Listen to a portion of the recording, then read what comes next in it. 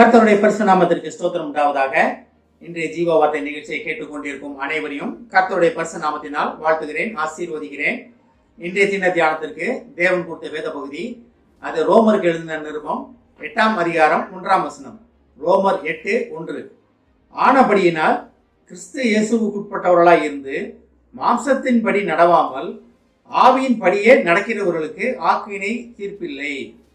இன்றைய தினம் இதை கேட்டுக்கொண்டிருக்கும் தேவ ஜனமே, மாம்சத்தின்படி நடக்காமல் ஆவியின்படி நடப்பதற்காக தேவன் நம்மளை அழைக்கிறார். இன்றைய தினம் தேவன் நம்மளை ஆவியின்படி நடந்து கொள்வதற்காக நம்மளை அழைக்கிறார். ஆவியின்படினா நல்லாவே தெரியும், பரிசுத்த ஆவியானவரினோட வழி நடத்துதலின்படி நடப்பதற்காக தேவன் நம்மளை அழைக்கிறார்.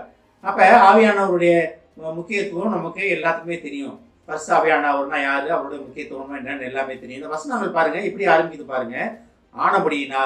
ஆனபடியினால்னா இதுக்கு முன்னால் இருந்ததெல்லாம் பரவாயில்ல, இனி கிறிஸ்து இயேசுக்கு உட்பட்டவர்களாய்.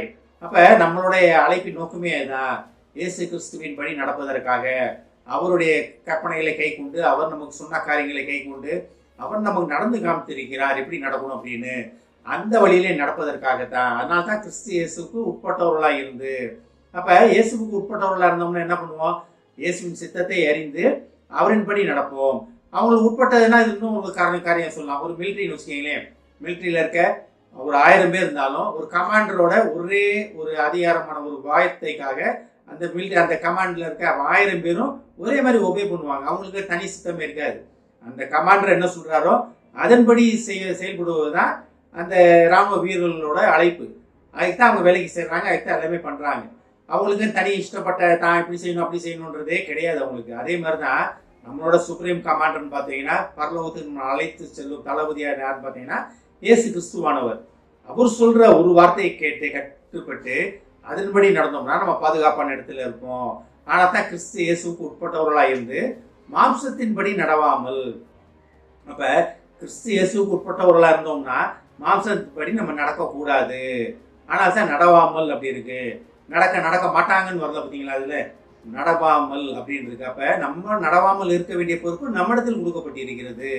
அப்ப இயேசுக்கிட்ட கீழ்ப்படிந்து இருக்கிறேன்னு சொல்லிட்டு அந்த இயேசு சொல்ற வார்த்தைகளை கேட்காம சுயத்து சித்தின்படி நடந்தோம்னா அது மாம்சத்தின்படி நடப்பது. ஆனால் தான் கிறிஸ்து இயேசுக்கு உட்பட்டவர்களா இருந்து மாம்சத்தின்படி நடவாமல் அப்படின்ற வார்த்தையை பவுல் அழகா எழுதியிருக்கிறாரு. அந்த வார்த்தையை பிரயோகப்படுத்தி இருக்கிறார். அப்ப மாம்சத்தின்படி நடவாமல் இருப்பது நம்மளுடைய நோக்கம், தேவனுடைய சித்தம். அது நம்மளோட காரியம், நம்மளோட கொடுக்கப்பட்டிருக்கிறது. நன்மையும் தீமையும் நமக்கு முன்பாக வைத்திருக்கிற தேவன். நம்ம எதை எடுத்துக்கொள்கிறோம்ன்ற பொறுப்பு நம்ம இடத்துல கொடுக்கப்பட்டிருக்கிறது. மாம்சத்தின்படி நடக்கிறோமா, மாம்சத்தின் அழைப்புகளை நம்ம பூர்த்தி செய்கிறோமா, இல்லாட்டி ஆவின்படி நடக்கிறோமா?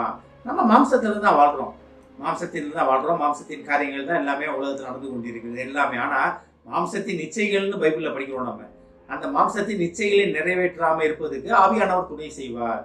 மாம்சத்தின் இச்சைகள் வேற, மாம்சத்தின் தேவைகள் வேற. இதை நல்லா புரிந்து கொள்ள வேண்டும். மாம்சத்தின் தேவைகள் வேற, மாம்சத்தின் இச்சை. அப்ப மாம்சத்தின் இச்சைகளை நம்ம விலக்கி வைப்பதற்காக ஆவியானவர் தான் துணை செய்வார்.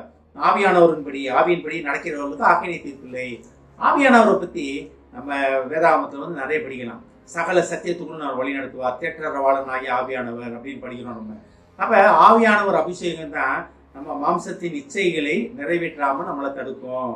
சகல சத்தியத்துக்குள்ள வழி நடத்தும்னா அந்த காரியங்கள் நம்மளை விடுதலை செய்வது என்னன்னா மாம்சத்தின் இச்சைகள் இல்லாம ஆவியினோட காரியங்கள். அப்ப இன்றைய தினம் இதை கேட்டுக்கொண்டிருக்கும் தேவ பிள்ளைகளே, ஆவியின்படி நடப்பதற்காக, பரிசுத்தாவியானவரோட வழிநடத்துதலை பெற்றுக்கொள்வதற்காக, அவர் அபிஷேகத்திலே நிரம்பி தெளிப்பதற்காக தேவன் நம்மளை அழைக்கிறார். இதுக்காக நம்ம தேவனை தரிசிப்பதற்காக, ஆக்கணைக்குட்படாம தேவனை தரிசிப்பதற்காக தேவன் நம்மளை அழைக்கிறார். அழைத்தவர் உண்மையுள்ளவர். ஆமென். ஜெபிப்போம். எங்களை அதிகமான அன்பின் பரலோக பிதாவே, நாங்கள் கிறிஸ்து இயேசுவுக்கு உட்பட்டு மாம்சத்தின்படி நடக்காமல் ஆவியானவரின் வழிநடத்துதலின்படி நடந்து உண்மை தரிசிக்க போவதற்காக நன்றி ஆண்டவரே. பேசாமே மாம்சத்தின் இசையிலே நிறைவேற்றாதபடி ஆவியானவர் அபிஷேகம் எங்களை தடுத்து ஆட்கொள்ளும் என்பதை நாங்கள் புரிந்து கொண்டோம் ஆண்டவரே. ஆவியானவர் அபிஷேகத்தை பெற்று நாங்கள் இன்னும் உண்மையிலே உறுதியாக நிலைத்திருக்க போவதற்காக நன்றி ஆண்டவர். இதை கேட்டுக்கொண்டிருக்கும் ஒவ்வொரு குடும்பத்தையும் ஒவ்வொருவரையும் ஆசீர்வதிமாப்பா. ஒவ்வொரு குடும்பத்தையும் ஒரு கற்று தெரியுமாப்பா. குடும்பத்தில் உள்ள ஒவ்வொருவரும் ஆக்கினை தீர்ப்புக்கு உட்படாமல் தகப்பனை பரலோகத்தில் உண்மை தரிசிக்கும் பிள்ளைகளாக அவர்களை மாற்றியதற்காக நன்றி ஆண்டவர்கள். ஆவியானவரை உமது அபிஷேகத்தை குடும்பத்தில் உள்ள ஒவ்வொருவரும் பெற்று அப்படி அதன் மூலமாக மாம்சத்தின் நிச்சயங்களை அவர்கள் மேற்கொள்ள உதவி செய்யும் ஆண்டவரே. மாம்சத்தின்படி நடவாமல் உமது சித்தத்தை ஆவியானவர் துணியுடன் அறிந்து கொள்ள உதவி செய்யும் ஆண்டவரே. ஆசீர்வதிக்கிறோம் அப்பா. இயேசுவின் மூலமாய் கேட்கிறேன் நல்ல பிதாவே, ஆமென். கர்த்தர் உங்களை ஆசீர்வதிப்பாராக.